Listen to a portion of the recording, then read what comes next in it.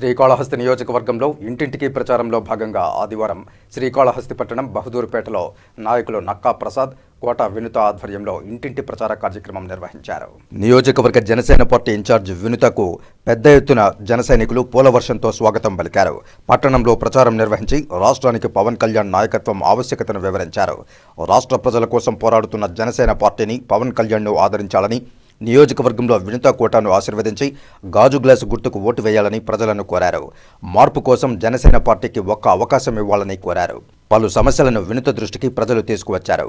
ముఖ్యంగా రాత్రి వేళల్లో మందుబాబులు, గంజాయి మత్తులో మహిళలను, ప్రజలను ఇబ్బందులు పెడుతున్నట్లు తెలిపారు. డ్రైనేజీ కాలువల సమస్యలు, స్ట్రీట్ లైట్ల సమస్యల గురించి తెలియజేశారు. ప్రభుత్వం వచ్చిన వెంటనే సమస్యలు పరిష్కరిస్తామని హామీ ఇచ్చారు.